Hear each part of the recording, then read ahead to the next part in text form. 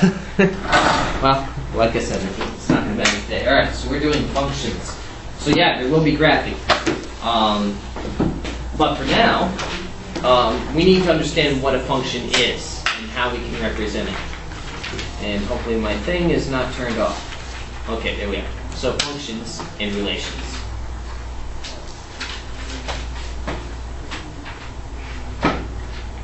Alright, well let's start with a relation, because that's actually the less specific thing. A relation basically puts together an x with a y. So we have ordered pairs. Alright? And a function is a special type of relation. A function is a relation. So that's the first thing. A function is a relation. But it's a relation such that each x value appears once. As in, no x repeats. Now you can have y repeats are okay. Y repeats are okay.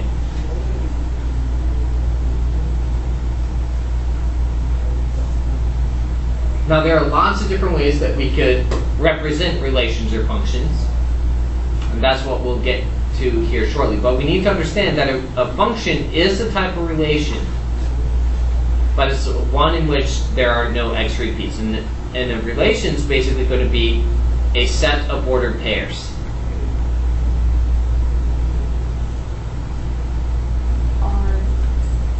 What does that say? DC? Y repeats are...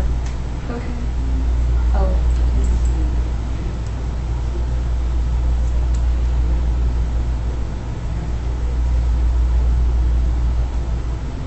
Okay, so a set of ordered pairs might be like 1, 2, 5, 7, 6, 7, 1, negative 4. This is a relation that I wrote right here. But this particular relation that I wrote would not be a function because the value x equal 1 happens twice. So that example is not a function.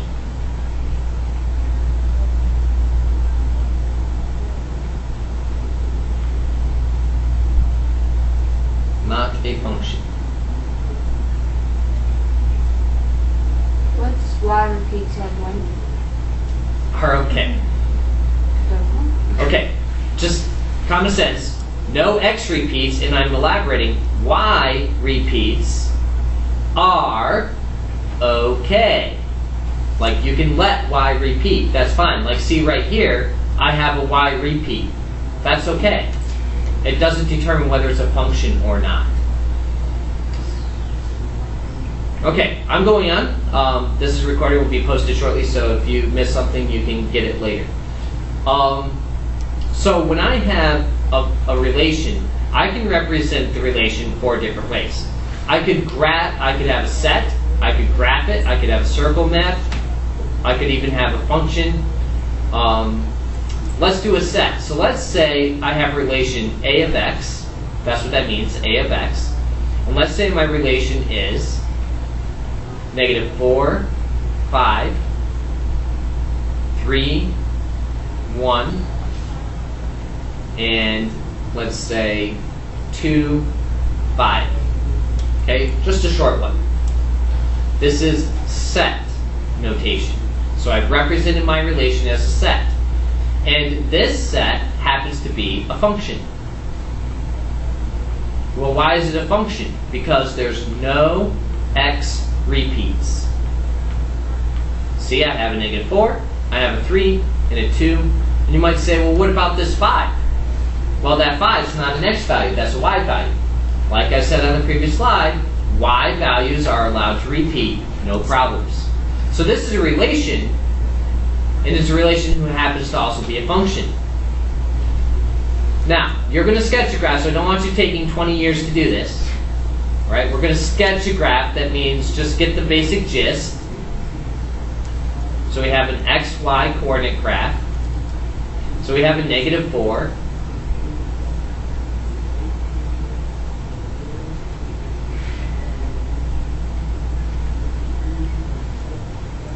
I could represent this function or this relation as a graph.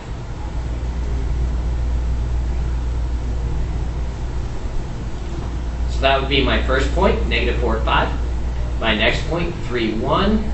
My next point, 2, 5. Okay? So I can represent my functions or relations graphically.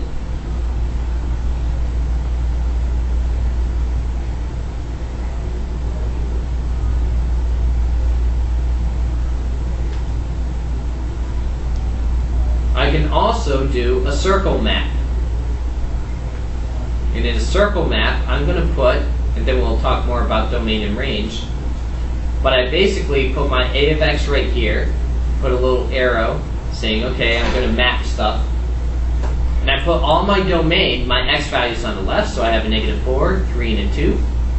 See, those are my x values, and I have my y values. I have a 5 and a 1. I don't repeat them, even though 5 happens twice. I don't write 5 2 times here. And then I map them with arrows. Negative 4 maps to 5. And 3 maps to 1. And 2 maps to 5. Just like that.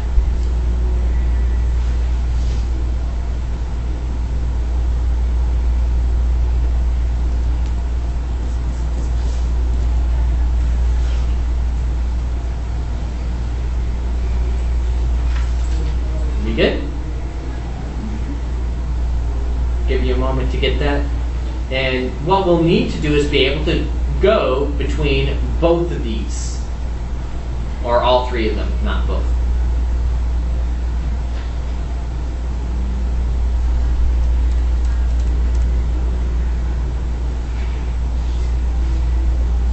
So only functions do the circle map? Or do the relations do too? You can represent all relations in this way. You have to determine whether they are a function or not.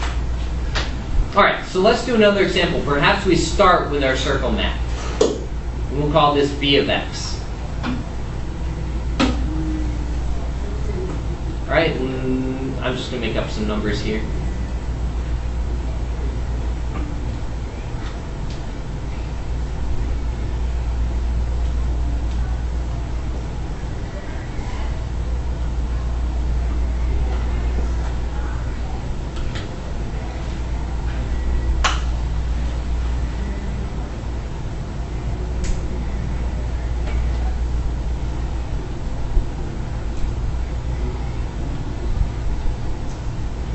Okay, so notice I have one of these going to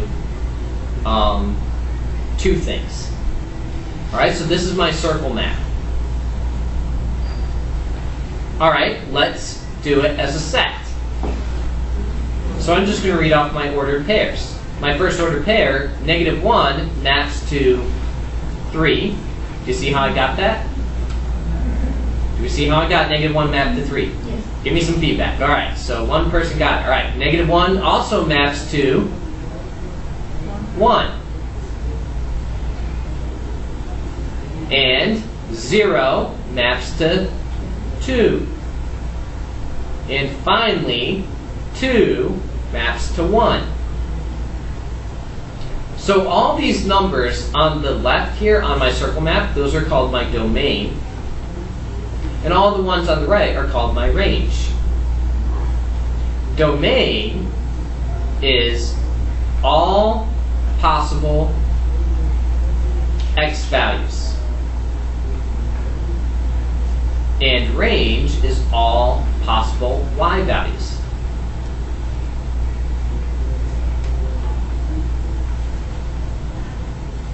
You with me? All right, so I did my circle map, I did a set. I can also do a sketch, a graph. Again, this is just, doesn't have to be perfect, just get the gist. So I have negative 1, 3, so there's a point. I have negative 1, 1, 1, so I have a point here. 0, 2. I have a point here, and 2, 1. I have a point here. So that would be my graph. So the three ways that I can represent my function.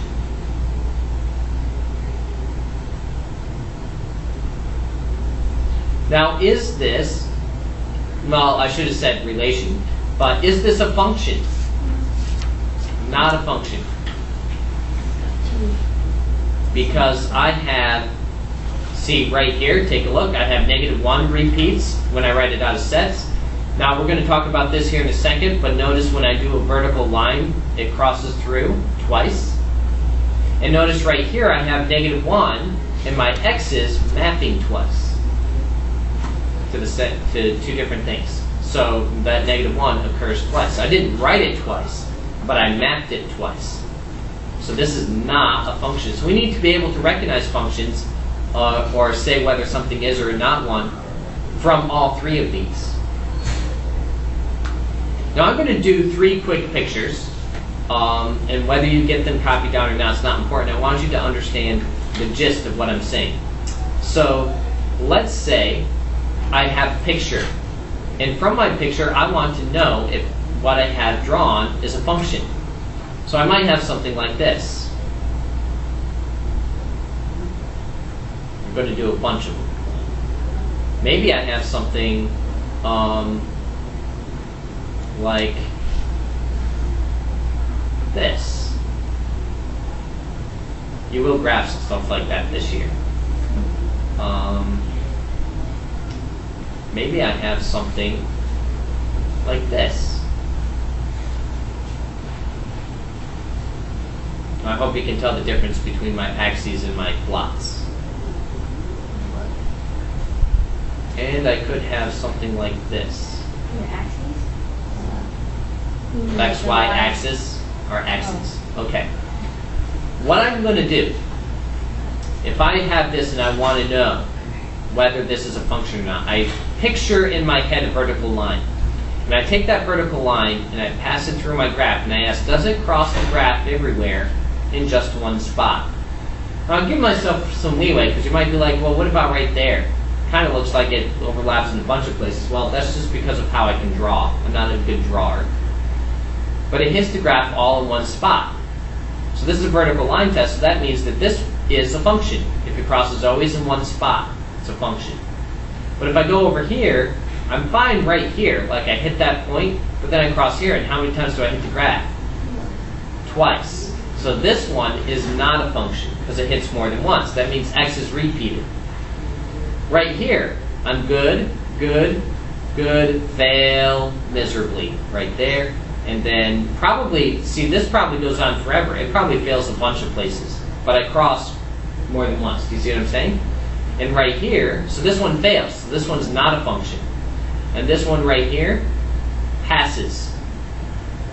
Okay, even at that point. So this is called the vertical line test, and we're looking for a cross. It can only cross how many times? Once. All right? So we'll define that right here, vertical line test. We picture a vertical line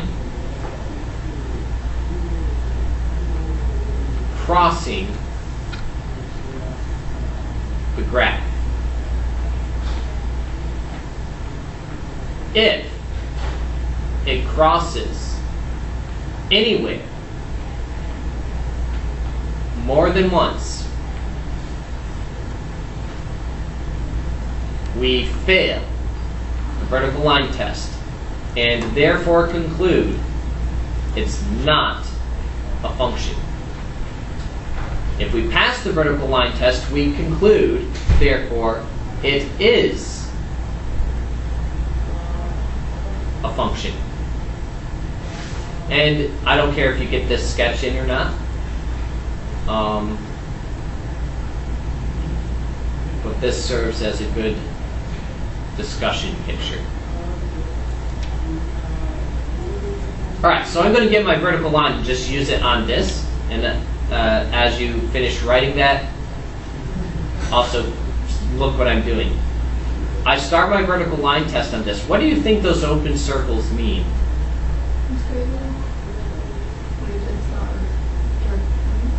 I don't include that point. So it's like this goes to that point and then doesn't get there. And this colored in circles means I go to that point and I get there. So this one I'm saying I don't include this point and come to here and include this point. And then my graph jumps up to here for some reason and I don't include that point. So now I cross my vertical line, and you might be tempted to say, oh, I failed right here because I crossed, but wait, I don't include that point. So actually I passed right there. And even though it looks like I might fail the vertical line test right here, I actually pass it because I don't include that point. And then I go on. So this, actually, the way it is a function. But then if I come back, and let's say I fill one of these circles in. Maybe I filled this circle in. Okay, now I include that point. So now when I take my vertical line, pass, pass, pass, pass, pass, pass, pass, fail right here because I cross in two spots. Pass, pass, pass, pass, pass. If I fail in winning one spot, this is not a function anymore. Okay? Now, let's quick think about domain and range. I'm going to give us three different functions, or relations rather, and we're going to determine if it's a function or not. So first, let's do a set function. And let's call this set C of x. And let's say that is the set 1, 4, 2, 5, 3, 7, 4, 5, and 1, negative 4. Give you a moment to copy that down.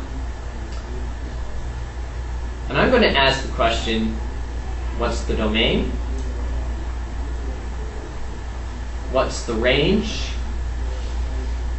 So remember, domain are the x's, range is the y's. So domain, I'm going to put it in set notation because I'm getting a set of numbers, but they won't be ordered pairs. So what are the possible x's from this? 1, 2, 3, 4. And notice, even though this one repeats, do I put it again? No. Now, do you have to write them in order? Let's just agree you'll put them in the order they appear. Okay? Because if some of you do that and then some of you put them in numerical order, then it's like takes me longer to grade your stuff. Your book, I'll tell you, your book will put them in numerical order. So when you're checking your answers, just be aware of that. All right. Range. What are the possible y values? Yep. And notice I don't repeat that 5 even though it occurs twice. Now, is this a function? No, not a function. Why is it not a function? Is it because of the 5s? It's because of the 1s. I have an x repeat. But even though it's not a function, I can still give the domain and range. All right, now I'm going to do a question. I'm going to ask you, what is the C of 1? Meaning x is 1. So when I ask this, I'm asking, well, what's y? So if x is 1, what's y? 4 or negative 4. See, I got two answers there, which is why this is not a function. What's the C of 3? 7. See, if x is 3, what's y? See, I'm replacing x with 3 and getting y. What's the C of 2? 5. Now be careful. Think on this. What's the C of 7?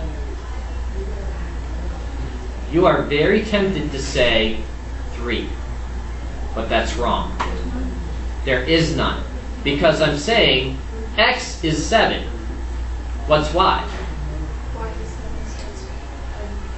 Yeah, Kelsey's right. As I look at this, I have a 1, I have a 2, I have 3, I have a 4, and I have a 1. Do I have an x equals 7 anywhere? No. So I say, this is a trick, I say undefined. I do not have an answer for that because I don't have an x that equals 7. Good job, good catch. Are there any questions how to change this into a circle map or to plot these points? Are we going to have to change it into a circle map? I mean a circle map. A circle map is this. Okay, so I'll do it as a circle map just so we can be sure. Any questions on this? Okay. Let's change this to a circle map then. So I'll erase all this. Just so that we get some practice. So I draw my circles. You don't have to copy this down because it's already in your notes somewhere. I put my possible x's on the left and my possible y's on the right. No repeats. This is C of x. 1 maps to 4 and 1 maps to negative 4. 2 maps to 5. 3 maps to 7. And 4 maps to 5. So we're allowed to repeat y's, but I can't repeat my x's. I can't have 2 different y's going to an x. Alright, let's do a circle map. And we're going to ask the same question that we just did like a moment ago, but I want to make it a little bit simpler question.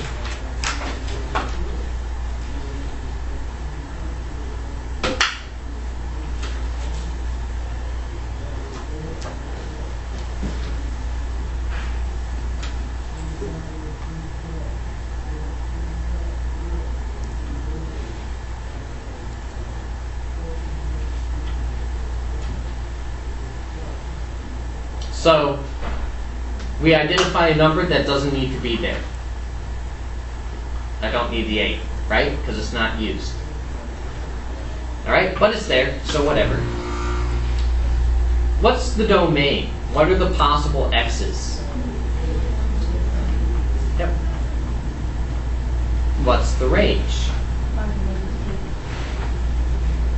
Just 5 and negative 2, not the 8. Not used. Okay. So there's my domain and range. What about this? What is, I need to give this name. Let's call this P of x. So what's the P of negative 1? What's the P of 3?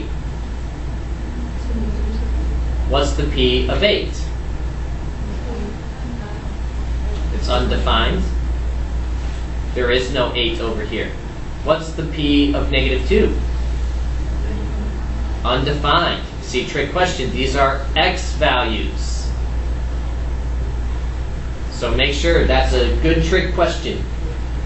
All right, we're actually on the last thing. I hope we have time to get to it because I've been talking an awful lot. Okay. Evaluate.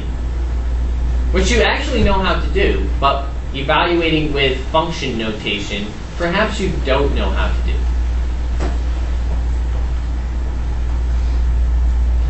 We are going to switch between function notation and what you're used to with y equals an awful lot. So the following is function notation. F of x equals x squared plus 2. That's function notation. In this case, my domain is going to be all the real numbers, everything, because I can put absolutely anything I want into x. But what if I want to say, what is f of 3? Well, I'm going to replace 3 into x. So I'm going to do 3 in parentheses squared plus 2. And then I follow the order of operations. 9 plus 2, which is 11. Maybe I want to do a negative number, maybe negative 5. So what do? I put this negative 5 in for x, but in parentheses, negative 5 squared plus 2. Negative 5 squared is actually positive 25, and I get 27. These numbers that I put in, the numbers I put in are domain. Okay, so the numbers in are domain, the numbers out are range. So the 11 and 27 is the range based upon the numbers I put in. Now I might give you a domain, a specific domain to put into a function. I might give you a set, and then you would have to do each one in the set to get the range.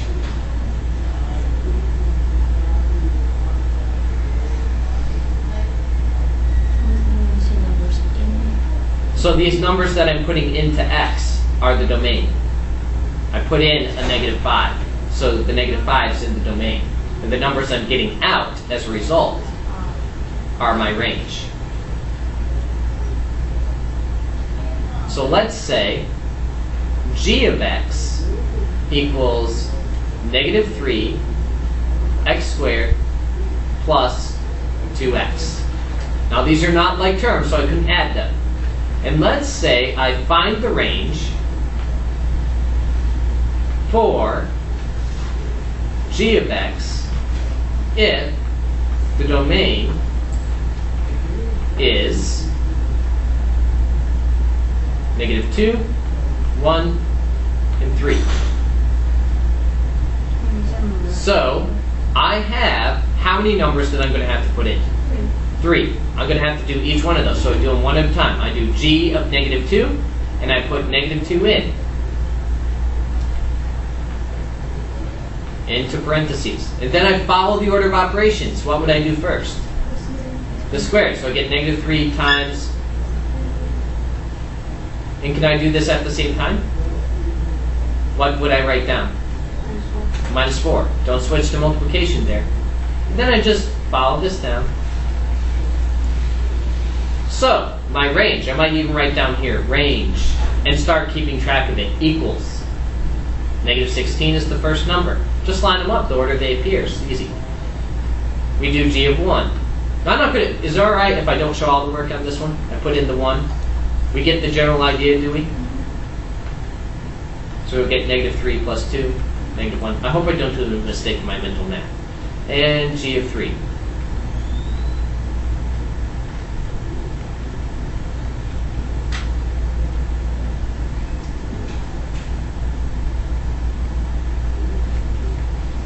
I ended up doing it anyway. -21.